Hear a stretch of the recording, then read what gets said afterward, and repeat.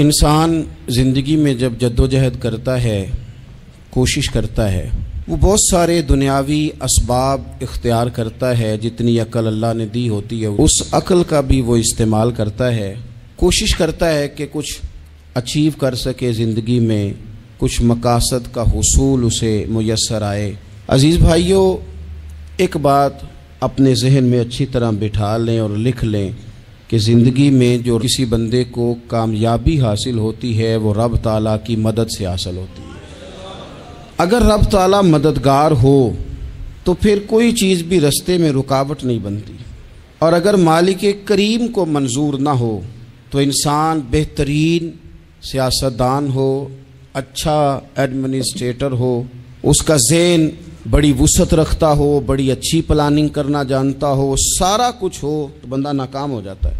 مسلمانوں کو جتنی کامیابیاں ملیں ان کا پس منظر صرف اتنا تھا کہ اللہ تبارک و تعالیٰ نے اپنے بندوں کی مدد فرمائی، اور اب تعالیٰ نے قرآن مجید میں اس حقیقت کا بیان کیا، فرمایا بل اللہ مولاکم، فرمایا بلکہ اللہ تمہارا مولا ہے، وَهُوَ خَيْرُ النَّاصِرِينَ، اور وہ بہترین مددگار ہے۔ وہ جو رب تمہارا مولا ہے وہ بہترین مددگار ہے، اور اگر وہ مدد کرے تمہاری، سورہ آل عمران میں آگے جا کے ارشاد فرمایا اگر اللہ مدد کرے تو پھر تم پر کوئی غالب نہیں آ سکتا، اور اگر وہ تمہاری مدد چھوڑ دے تو پھر کوئی تمہاری مدد کر سکتا، کوئی مدد نہیں کر سکتا۔ بدر کی جنگ بھی اور فتح مکہ بھی رمضان المبارک میں ہوا ہے۔ میں دونوں پر غور کر رہا تھا تو ایک نیا مضمون میرے ذہن میں آنے لگا۔ بدر کی جو جنگ ہے اس میں بھی ایک عجیب انقلاب آیا ہے کہ 313 نے 1000 سے مقابلہ کیا، اور جن 1000 سے مقابلہ کیا وہ اسلحے سے لیس تھے، اور یہ جو 313 ہیں ان کے پاس 6 زرہیں، 8 تلواریں، چند گھوڑے، لیکن اللہ نے کامیابی دی تو خود رب نے بیان کیا کس طرح دی، فرمایا وَلَقَدْ نَصَرَكُمُ اللَّهُ بِبَدْرٍ وَأَنْتُمْ أَذِلَّةٌ۔ وہ کامیابی اس طرح ملی ہے کہ رب نے تمہاری مدد کی تھی، تم تو کمزور تھے، اللہ نے بدر میں تمہاری مدد کی، تم جیت گئے۔ وَلَقَدْ نَصَرَكُمُ اللَّهُ بِبَدْرٍ وَأَنْتُمْ أَذِلَّةٌ، اللہ نے بدر میں تمہاری مدد کی، تم تو کمزور تھے۔ پھر فتح مکہ نصیب ہوئی تو اس میں بھی بہترین منصوبہ بندی نبی پاک علیہ السلام نے فرمائی، بہترین حکمت عملی حضور نے اپنائی، لیکن ہمیں جو اللہ رسول نے بات سمجھائی وہ کیا ہے؟ اذا جاء نصر اللہ والفتح، فرمایا جب اللہ کی مدد آئی اور فتح نصیب ہو گئی۔ یہ اللہ نے مدد فرمائی تمہاری، یہاں بھی فتح مکہ بھی اللہ کی مدد سے، جنگ بدر بھی اللہ کی مدد سے۔ وہ جو مدد ہے اللہ تعالیٰ کی، جب وہ ہم یہ کرتے ہیں کہ ہم اپنی ساری زندگی سیاست کی نظر کر دیں، ہماری سیاست صرف ملک میں نہیں ہوتی، ہماری سیاست خاندان میں بھی ہوتی ہے، ہم گھر کے اندر بھی سیاست کرتے ہیں، ہم کسی خاص طریقے سے لوگوں کو اپنے پیچھے چلانا چاہتے ہیں، ہم میں خاص اسلوب اختیار کرتے ہیں کہ لوگ ہمارے پیچھے چلیں۔ اس کا نقصان ہمیں یہ ہوتا ہے کہ سیاست جو ہوتی ہے یہ شطرنج کے ہیر پھیر کی طرح ہوتی ہے، تو اس کے راز بڑی جلدی کھلنے لگ جاتے ہیں، پتہ چل جاتا ہے کہ بندہ مخلص نہیں تھا، سیاست کر رہا تھا، طریقے سلیقے سے اس نے جوڑ کے رکھا ہوا تھا۔ ہم ہر جگہ سیاست کے بل بوتے پر چیزوں کو لے کے چلنا چاہتے ہیں، سیاستیں ناکام ہو جاتی ہیں، سیانے لوگ فیل ہو جاتے ہیں، بچتا صرف وہی ہے جس کے پیچھے رب تعالیٰ کی مدد شامل حال ہوتی ہے۔ اپنی زندگی کے اندر ہم جو کچھ بھی کر رہے ہیں، جس شعبے سے بھی ہمارا تعلق ہے، آج ہم نے اس بات پہ غور کرنا ہے کہ پہلے تو یہ غور کر لیں کہ جو کام ہم کر رہے ہیں کیا وہ کام ایسا ہے کہ اس میں اللہ کی مدد ہمیں ملے گی؟ اگر آپ کوئی معاذ اللہ ناجائز کام کر رہے ہیں، فعل حرام کا ارتکاب کر رہے ہیں، تو اس میں تو مدد الہی آئے گی نہیں۔ پہلے تو یہ دیکھیں جو کر رہے ہیں وہ کام مدد الہی والا ہے، اور اگر اللہ تعالیٰ کی مدد والا وہ کام ہے پھر اس پر غور کریں کہ کیا ہم نے مالک سے مدد کا سوال کیا ہے، ہمیں مدد میسر آ رہی ہے۔ وہ میں نے بزرگوں سے ایک بات سنی تھی، وہ بڑی یاد رہ گئی۔ وہ فرمایا کرتے تھے قابلیت بھی بڑی چیز ہے لیکن قبولیت سب سے بڑی چیز ہے۔ قابل ہونا بھی بڑی بات ہے لیکن زیادہ بڑی بات یہ ہے کہ اس کی بارگاہ میں قبول بھی ہے کہ نہیں۔ اپنی زندگی میں اللہ کی مدد کی طرف بڑھیں، مالک کی مدد کا حصول اختیار کرنے کی کوشش کریں، اللہ کے ساتھ اپنے آپ کو جوڑیں۔ اگر اللہ کی مدد نصیب ہو، یہ جو ہم جتنا ڈرتے رہتے ہیں، سہمے رہتے ہیں، پریشان رہتے ہیں کوئی کیا کر دے گا، ہمارے ہاں نا ہر شعبے میں معاذ اللہ ایک مافیا ہے، الا ماشاء اللہ۔ وہ مافیا کہتا ہے میرے ساتھ ملو گے تو میں چلنے دوں گا، ورنہ میں نہیں چلنے دوں گا، مارکیٹ میں آ ہی نہیں سکتا فلانا بندہ، چونکہ یہاں ہمارا قبضہ ہے۔ اور میرے بھائی پھر بہت سارے لوگ جن کی نیتیں اور ارادے بڑے اچھے ہوتے ہیں شروع میں، وہ بھی اس مافیا کا شکار ہو جاتے ہیں اور ان کے رنگ میں رنگ جاتے ہیں۔ یاد رکھنا، کسی شخص کی بلیک میلنگ کا کبھی شکار نہ ہونا، کبھی کسی کی میٹھی اور مسجع مکفہ باتوں کا شکار نہ ہونا۔ کوئی کیا کر سکتا ہے اگر اللہ مددگار ہو تو؟ جس کو رب کریم اٹھانا چاہے اسے کوئی گرا سکتا ہے؟ ہم یہ ڈرے ڈرے سہمے پریشان فیصلہ کرنے کی طاقت نہیں، مجھے چلنا چاہیے کہ نہیں، اٹھنا چاہیے کہ نہیں، کرنا چاہیے، اٹھ باندھ کمر کیوں ڈرتا ہے؟ پھر دیکھ خدا کیا کرتا ہے۔ حضرت عبداللہ ابن عباس فرماتے ہیں میرے نبی پاک علیہ السلام نے میری تربیت فرمائی، حضور نے میری تربیت فرمائی، اور محبوب پاک علیہ السلام نے فرمایا عبداللہ یاد رکھنا، یہ نوجوان دوست میری بات لکھ لیں، پریشان لوگ میری بات لکھ لیں، جن کے پاس قوت فیصلہ نہیں وہ اس بات کو لکھ لیں۔ حضرت عبداللہ ابن عباس فرماتے ہیں میرے نبی پاک علیہ السلام نے مجھ سے فرمایا تھا عبداللہ سن، اگر ساری دنیا مل کے تیرا کوئی نفع کرنا چاہے کر نہیں سکتی جب تک میرے رب کی رضا نہ ہو، اور فرمایا ساری دنیا مل کے تیرا کچھ بگاڑنا چاہے تو عبداللہ بگاڑ نہیں سکتی جب تک رب کریم کی حکمت کا تقاضا نہ ہو۔ لوگوں سے ڈرنا، لوگوں کی طرف دیکھنا، ماحول دیکھ کے اپنے راہ کا تعین کرنا، ہر بندے کے خیالات کے مطابق ڈھلنے کی کوشش کرنا، فلانا نہ ناراض ہو جائے، فلانا نہ ناراض ہو جائے، وہ جس نے ہونا ہو جائے، بس رب رسول ناراض نہ ہو۔ اپنی زندگی میں اپنے مالک کو مولا جان کے، بل اللہ مولاکم، اللہ تمہارا مولا ہے، وَهُوَ خَيْرُ النَّاصِرِينَ، وہ بہترین مددگار ہے۔ توجہ جب بھی کریں رب کی جانب کریں، اپنے دل کا قبلہ درست رکھیں، سوچوں کے زاویے سیدھے رکھیں۔ میرے بھائی مالک جب بندوبست کر دے نا، جب مالک بندوبست کر دے پھر ایسا بندوبست کرتا ہے کہ لوگوں کے پاس نا چارہ نہیں رہتا۔ حضرت مریم رضی اللہ تعالی عنہا پاک باز تھیں، مسجد میں رہی تھیں، پر مالک کی حکمت کے تقاضے بڑے عجیب ہے نا۔ پھر جناب مریم کو اللہ تعالیٰ نے بغیر شوہر کے اولاد عطا کر دی۔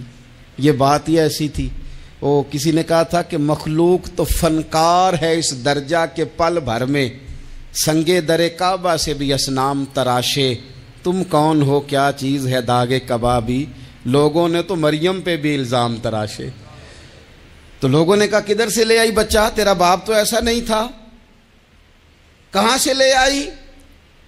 اللہ کرے میں آپ کو سمجھا سکوں، ذرا اپنے آپ کو وہاں کھڑا کریں کہ ایک پاک باز عورت، پاک باپ کی بیٹی، طیب ماں کی بیٹی، اور اللہ کے گھر میں پرورش پانے والی خاتون، ایک وہ وقت اور ایک یہ وقت کہ اس عورت کو کٹہرے میں کھڑا کر کے پوچھا جا رہا ہے کہ معاذ اللہ تیری گود میں بچہ جائز نہیں ہے، کہاں سے لائی ہے؟ اب خود سے صفائیاں بندہ کتنی کو دے، کتنی کو وضاحتیں کرے۔ اور میں نے تو اپنی زندگی میں دیکھا ہے زیادہ وضاحت دینے والے کو بھی لوگ جھوٹا سمجھنے لگ جاتے ہیں، زیادہ وضاحت دینے پر بھی لوگ کمزوری کا اظہار سمجھتے ہیں کہ کمزور پڑ گیا۔ آپ صلح کی کوشش کرتے ہیں، سامنے والا بزدل سمجھ لیتا ہے، زیادہ وضاحتیں بھی کمزور کر دیتی ہیں۔ اب حضرت مریم کو کٹہرے میں کھڑا کر کے کہا بچہ کس کا ہے؟ تو پھر خدا بندوبست جب کرے، اللہ جب مددگار ہو، تو پھر حضرت مریم کی گواہی درختوں سے نہیں دلوائی، اس نے پتوں سے نہیں دلوائی، پھر فرشتے نہیں بھیجے۔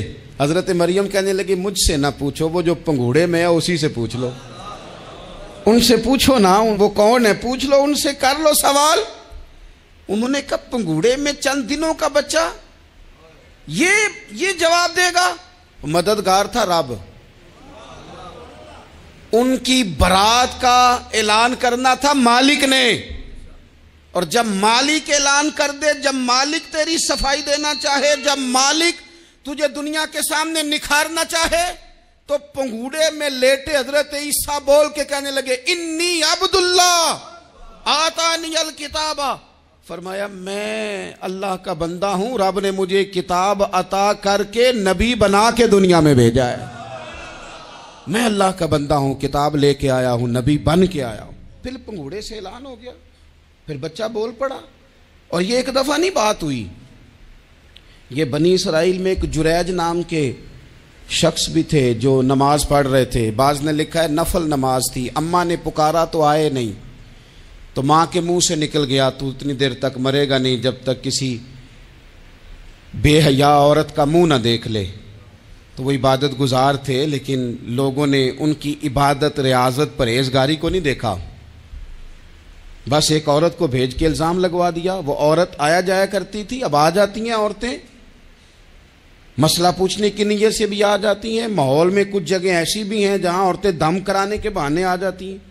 वो खातून आती जाती थी उस खानकाह पे, आस्ताने पे, ये बुखारी में मौजूद है, पर उसने कहा मेरी गोद में जो बच्चा है ये इन्हीं का है। मुझे बताएं कैसे बंदा वजाहत दे। हालात ख़राब हो गए, लोग कुटिया जलाने लगे, माहौल और तरह का बन गया। मेरे नबी पाक अलैहिस्सलातु सलाम फरमाते हैं फिर उस रब के बंदे ने कहा मालिक तू करीम है, तेरी मशीयत का तकाजा आया जो मेरी माँ ने जुमले बोले थे, पर अब मैं वजाहत देने के काबिल नहीं रहा, अब तू ही करम करेगा तो दरवाज़ा खुलेगा। तो वो चंद दिनों का बच्चा पंगूड़े में बोल के कहने लगा मैं इस दरवेश का नहीं, मैं तो फलाने चरवाहे का बच्चा हूं, वो जो बकरियां चराता है। रब की मदद को पुकारें, अपने साथ अपने मालिक की मदद को शामिल करें, थोड़े रिस्क पर भी गुजारा अच्छा होने लग जाएगा। सारे लोग आपको गिराने की तदबीरें कर रहे होंगे और मालिक आपको इज्जतें अता फरमा देगा, उसकी बारगाह से हिकमत का तकाजा और हो जाएगा। हमने सारी जिंदगी लोगों को राजी करने में गुजार दी, सारी जिंदगी बुढ़ापा आ गया बच्चों को पालते, और बच्चों ने आखिरी उम्र में कह दिया अब्बा अगर कोई ढब का काम कर लेते तो आज हमारे दिन भी फिर न जाते। सारी जिंदगी गुजार दी बहन भाइयों को राजी करने में, सारी जिंदगी गुजार दी जिम्मेदारियां उठाने में। उनको 99 दफा दिया, एक दफा नहीं दिया तो उन्होंने कह दिया तूने तो कभी दिया ही नहीं, तू था ही नहीं। सारी जिंदगी मोहल्लेदारों, इलाके वालों को राजी करने में गुजार दी। और मैंने ऐसे लोग भी देखे दीन के लिए वक्त गुजारा, लेकिन जब बुढ़ापे में दांत काम ना करते थे तो वक्त के मुफ्तियों को भी मस्जिदों की कमेटियों ने कह दिया अब आपकी समझ नहीं आती, हमने खतीब को यौर रखना है, न देखो दुनिया की तरफ, दुनिया रुला देती है, न राजी करो बंदों को, बंदे थका देते हैं, न पीछे भागो हर वक्त दुनियादारों के, ये इंसान को कमज़ोर कर देते हैं। वो तो करीम ही बड़ा है, 2 आंसू ज़मीन पर बाद में गिरते हैं, बंदे के गुनाह सारे पहले माफ़ फरमा देता है। अल्लाह की मदद का हुसूल, अपने मालिक की मदद की तरफ बढ़ना, आपको बदर की जंग भी यही दरस देगी, आपको ओहद का मैदान भी यही सबक देगा, फतेह मक्का भी यही सबक देगा। मेरे दोस्तों, जब रब मदद फरमाए, जब अल्लाह मददगार बने। दोस्तों से एक बात अक्सर करता हूँ, मैं कहता हूँ कि जितने दर्द से आप अमीर को अपनी कहानी सुनाते हैं ना, और जिस तरह आपके आंसू बात करने से पहले गिर जाते हैं कि गरीब हैं, बच्चियां हैं, कारोबार नहीं, ओ मेरे संगियों, इससे आधे आंसू अपने रब की बारगाह में बखेरो, उसके हुजूर अर्ज गुजार हो जाओ, उससे तलब करो। एक वक्त इंसान पर जिंदगी में ऐसा आता है कि उसे यूं महसूस होता है कि मेरा साया भी तरह से पीछे हट गया है, उसे यूं लगता है कि मैं किसी सहारे पे हाथ डालता हूं तो वो भाग जाता है मुझसे।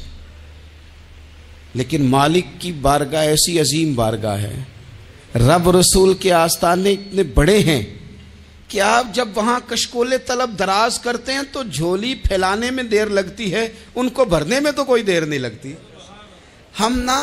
हमने अपना सोच का किबला ही दुनिया को बना लिया है। ये जो अल्लाह वालों की मदद है ये तो है नहीं, अल्लाह ही की मदद है, लेकिन ये जो सेठों की तरफ तवज्जो करना, नवाबों की तरफ तवज्जो करना, दुनियादारों की तरफ तवज्जो करना और अपना मिजाज इस तरह का बना लेना, यारो गर्दन को झुका देता है खैरात का पत्थर, जहां में मांगने वालों के सर कभी ऊंचे नहीं होते। اور اقبال کہتے ہیں غیرت ہے بڑی چیز جہانے تگ و دو میں، پہناتی ہے یہ فقر کو تاج سردارا۔ میں عرض کروں گا کہ اپنی آپ جب توجہ کا قبلہ اللہ رسول کو بنائیں گے تو رب فرماتے ہیں وَيَرْزُقْهُ مِنْ حَيْثُ لَا يَحْتَسِبُ، میں نہ تجھے وہاں سے رزق دوں گا جہاں سے کبھی تیرا گمان بھی نہیں گیا ہوگا، یہاں سے بھی مل سکتا ہے، تو نے سوچا بھی نہیں ہوگا۔ بخاری شریف میں حدیث ہے، حضرت جابر ابن عبداللہ فرماتے ہیں نبی پاک صلی اللہ علیہ وسلم نے 300 لوگوں کا ایک لشکر روانہ کیا کسی مہم کے لیے، کسی جہاد کے لیے۔ حضرت ابو عبیدہ بن جراح رضی اللہ تعالیٰ عنہ امیر لشکر تھے۔ فرماتے ہیں غربت اتنی زیادہ تھی، بھوک اتنی زیادہ تھی کہ ایک ایک کھجور دن میں ایک وقت کھانے کو ملتی تھی، اور کچھ دن ایسے آئے کہ اب کھجور بھی نہیں مل رہی۔ فرماتے ہیں اتنی زیادہ بھوک لگی مجاہدین کو 300 بندہ پتے کھا کے گزارا ہونے لگ گیا۔ یہ بخاری میں موجود ہے۔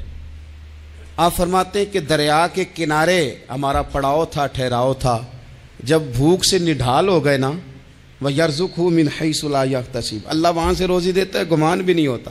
فرماتے ہیں ایک مچھلی اللہ تعالیٰ نے دریا کے کنارے بھیجی، فرماتے ہیں وہ تھی تو مچھلی پر پہاڑ جتنی تھی۔ بخاری میں لفظ ہیں، حضرت جابر ابن عبداللہ رضی اللہ تعالیٰ عنہ فرماتے ہیں 300 آدمی 18 دن تک اس مچھلی کو کھاتے رہے، مچھلی ختم ہی نہیں ہوئی۔ مچھلیاں نہیں، مچھلی کہتے ہیں 18 دن 300 بندہ کھاتا رہا، مچھلی ختم ہی نہیں ہوئی۔ اور فرماتے ہیں کہ اس کی ہڈی نکال کے، کانٹا کہیں گے آپ اپنی زبان میں، کہتے ہیں وہ نکال کے نا تو اس کو کھڑا کیا نا جب، تو اونٹ کجاوے سمیت اس کے بیچ سے گزر جاتا تھا، 2 اس کے کانٹے جوڑے۔ فرماتے ہیں وہ اس کا گوشت ہم کھاتے تھے اور اس کی چربی بطور تیل کے ہم جسموں پہ ملتے تھے، بیماروں کو اس سے سکون آتا تھا، تندرستی شفا ہوتی تھی۔ فرماتے ہیں ہم کھایا بھی ہم نے، اور کچھ لے کے ہم مدینے بھی گئے، اور قربان جائیں نبی پاک نے بھی اس میں سے کھایا۔ ہم نے عرض کی حضور یہ معمہ کیا ہے، یہ ماجرا کیا ہے؟ تو محبوب نے فرمایا تمہارے پاس غذا نہیں تھی، رب نے تمہارے لیے بندوبست کیا ہے، اللہ نے تمہیں دیا ہے۔ مکان شروع کر لیا، ایک صاحب نے وہ مکان بنانے لگے، آپ وہ حساب لگا رہے ہیں، کہتے ہیں میرے پاس اتنے پیسے ہیں، اتنے میں نے فلانے دوست سے کہنا ہے اس نے دے دینے، اتنے فلانے رشتہ دار سے کہنا ہے اس نے دے دینے، اتنے فلانے سے کہنا ہے اس نے دے دینے۔ یہ ساری کاپی بنا کے مکان شروع کر لیا۔ جو روز کہتا تھا نا کوئی حکم ہو جاتے 10 سب سے پہلے اس کو کہا میاں پیسے چاہیے دین، وہ کہندا ہو کل ہی منڈا ٹوریا ہے، کدے تو پرسوں 10 داتے لب جانے سن۔ میں آپ کو اپنے تجربے کی بات بتا رہا ہوں۔ جن لوگوں کا خیال ہوتا ہے نا کہ آپ سٹارٹ کریں فلانا کام، ہم آپ کے ساتھ ہیں، اللہ کا ہی کوئی نظام ہے، وہ بالکل بھی نہیں ساتھ ہوتے۔ لیکن ایسا نہیں ہے کہ کوئی ساتھ نہیں ہوتا، اللہ تعالیٰ بڑے اسباب پیدا کرتا ہے، وہاں سے دیتا ہے جہاں سے گمان بھی۔ ہمارا یہ ذہن بن جاتا ہے ہم ساری اپنے حساب سے چلتے ہیں، اتنے رشتہ داروں سے، اتنے، کون آپ کے ساتھ چلے گا؟ سوال ہی نہیں پیدا ہوتا۔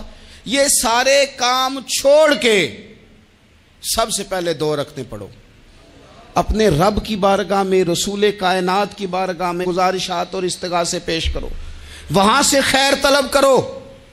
دنیا دار کیا دیں گے، کیا دے سکتے ہیں، کیا حیثیت ہوتی ہے کسی؟ اللہ کہتا ہے وہاں سے دوں گا۔ تو جو اللہ مال دے وہ لینا چاہیے کہ رشتہ داروں کا مال دیکھنا چاہیے؟ جو اللہ دے وہ لینا چاہیے کہ سیٹھوں نوابوں کی جیبیں دیکھنی چاہیے؟ جو اللہ دے وہ قبول کرنا چاہیے یا دیکھنا چاہیے کون سا آدمی کہاں پہنچ گیا؟ چھوڑو، اپنی مٹی پہ چلنے کا سلیقہ سیکھو۔ کسی کے سنگ مرمر پہ چلو گے تو پھسل جاؤ گے، پھسل جاؤ۔ اس پر ایک اور بات عرض کر دوں، صحیح بخاری سے، مسلم سے ایک اور بات۔ کچھ چیزیں ایسی ہیں جن سے اللہ کی مدد آتی ہے، مدد ملتی ہے۔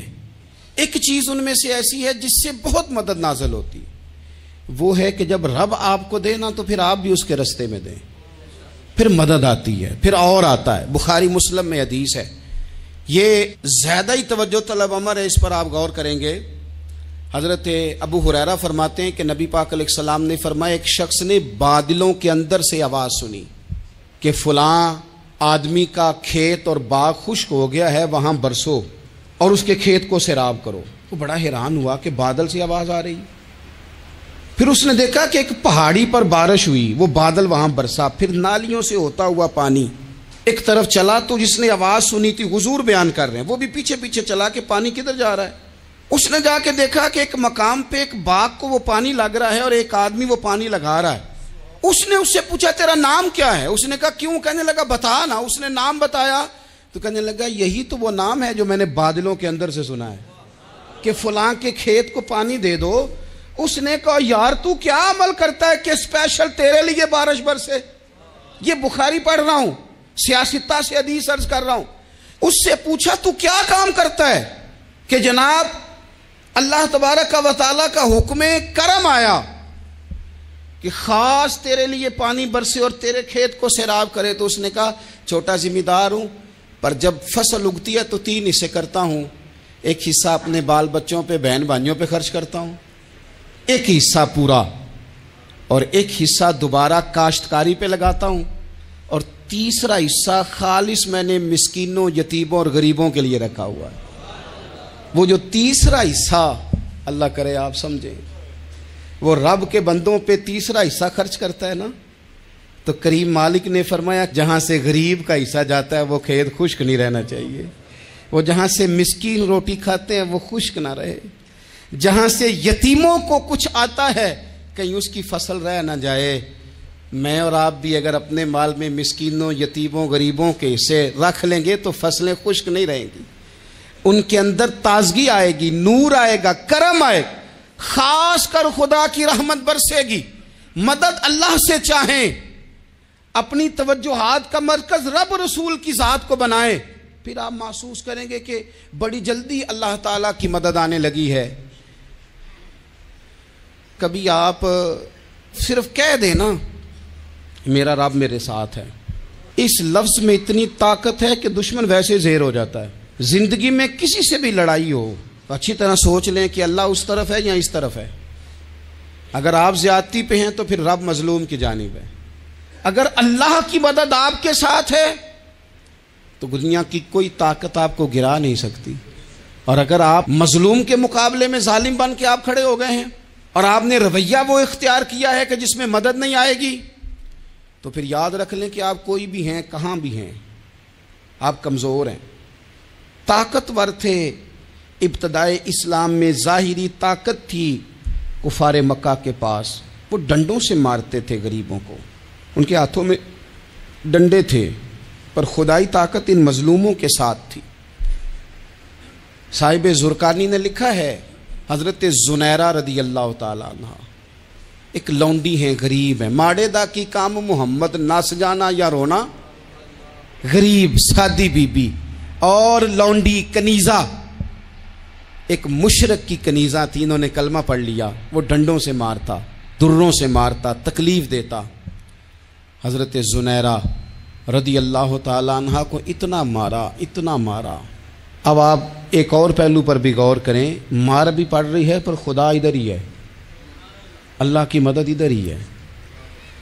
رب کہتا ہے کہ پہلے تو صبر کرنا، ان اللہ مع الصابرین، تو صبر کرے گا تو پھر رب کی معیت ملے گی، ذرا ٹھہرنا، تو تھوڑا ڈٹنا۔ ان الذین قالوا ربنا اللہ ثم استقاموا تتنزل علیہم الملائکہ، تو کہے اللہ میرا رب ہے، پھر تو پہلے ڈٹ، پہلے تو نے ڈٹنا ہے۔ ثم استقاموا، جو ڈٹ گیا، تتنزل علیہم الملائکہ، ڈٹنے والے کے لیے مدد آتی، پہلے تھوڑا ٹھہرنا پڑتا ہے، پہلے تھوڑا صبر کرنا پڑتا ہے، حوصلہ کرنا پڑتا، اس کے بعد مدد آتی۔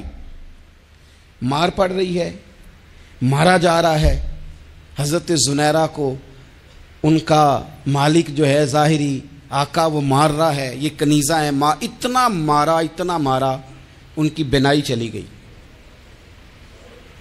نظر آنا بند ہو گیا۔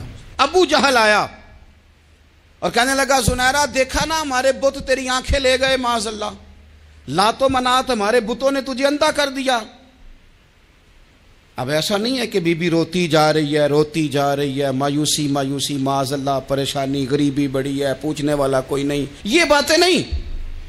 کیا جملے ہیں خاتون کے، کیا لفظ ہیں۔ ابو جہل نے تنزیہ کہا، معاذ اللہ، کہنے لگا دیکھا نا ہمارے بتوں نے تجھے اندھا کر دیا۔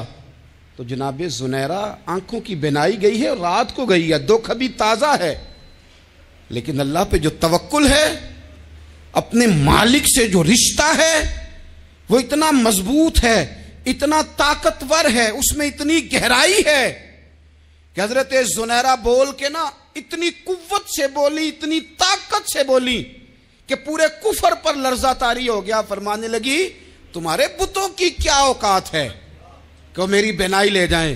یہ میری رب کی حکمت کا تقاضا ہے۔ جب تک اس نے چاہا زنیرہ دیکھتی رہی، اور جب اس نے چاہا زنیرہ کی آنکھوں کی بینائی چلی گئی، اور اگر وہ چاہے گا نا تو بینائی واپس بھی کر دے گا۔ اگر ہو ذوق یقین پیدا تو کٹ جاتی ہیں زنجیریں، اگر وہ چاہے گا تو بینائی آ بھی جائے گی۔ حضرت زنیرہ نے رات کو یہ لفظ کہے، ابو جہل اور سارے کفار ڈر کے سن کے چلے گئے، آپ اطمینان سے آ کے بستر پہ سوئی۔ جب سویرے اٹھی تو اللہ نے آنکھوں کی روشنی واپس کر دی تھی۔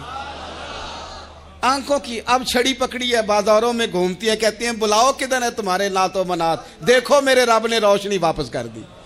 آ کر میرے ساتھ ادھر آ، ستمگر ہنر آزمائیں، تو تیر آزما ہم جگر آزمائیں۔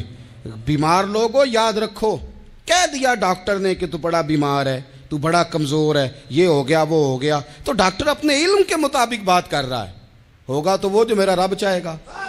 کمزور ہو جانا، پریشان ہو جانا، تکلیف میں آ جانا، پتہ نہیں بات ہو گئی ہے تو جانے کیا ہو جائے گا۔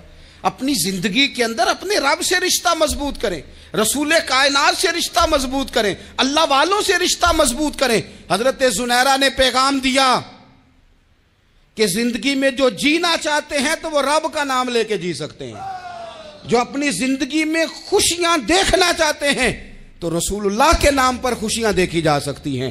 توکل کی بنیاد پر بندہ خوشیاں لے سکتا ہے، اور اگر انسان میں توکل نہیں ہے تو پھر وہ اس کالے جادو سے بھی ڈر رہا ہے، وہ نیلے سے بھی ڈر رہا ہے، وہ پیلے سے بھی ڈر رہا ہے، وہ فلانے سے بھی ڈر رہا ہے، وہ میرے خلاف فلانا رشتہ دار سازش کر رہا ہے تو ڈر رہا ہے، فلانا میرے بارے میں یہ کر رہا ہے تو ڈر رہا ہے، وہ پتہ نہیں دنیا ادھر ہو جائے گی تو کیا ہو جائے گا، اٹھ باندھ کمر کیوں ڈرتا ہے، پھر دیکھ خدا کیا کرتا ہے۔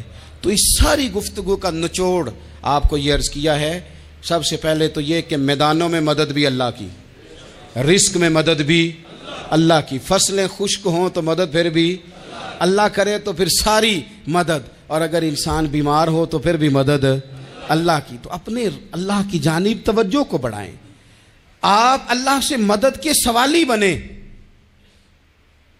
ترمذی کی ایک حدیث ہے، میں آپ کو زندگی کا تجربہ بتاتا ہوں کہ جب میں بڑا پریشان ہوتا ہوں تو یہ والی روایت کھول لیتا ہوں، مزہ دیتی ہے۔ میرے نبی پاک علیہ السلام نے فرمایا اپنے دکھ سیٹھوں نوابوں کو نہ کہنا، مالداروں کا نہ کہنا، ورنہ اللہ تمہیں کبھی غنی نہیں کرے گا۔ فرمایا اپنے دکھ اپنے رب کی بارگاہ میں عرض کرنا، جلدی کرے یا دیر سے کرے اللہ تمہیں لوگوں سے بے نیاز کر دے گا، اللہ تمہیں غنی کر دے گا۔ رات کو بیٹھو نا اس کی بارگاہ میں، اسے دکھڑے سناؤ، چھوٹی چھوٹی باتیں۔ حضور نے فرمایا نمک بھی مانگو تو رب سے مانگو، چھوٹی چھوٹی بات سے شروع کرو نا۔ جب بندہ شروع کرتا ہے نا چھوٹی چھوٹی چیزیں تو بڑی ساری چیزیں یہ اس طرح ہوتا ہے جیسے بندہ رب سے گفتگو کر رہا ہے، مالک مجھے یہ چاہیے، مالک میں یہاں کمزور ہوں، اللہ میں یہاں پریشان ہوں۔ آپ یہ کر کے تو دیکھیں، لمبی لمبی دعائیں مانگ کے تو دیکھیں، اس کے حضور جوڑ کے تو دیکھیں، آپ دیکھیں گے راحت کتنی ہے، سکون کتنا ہے۔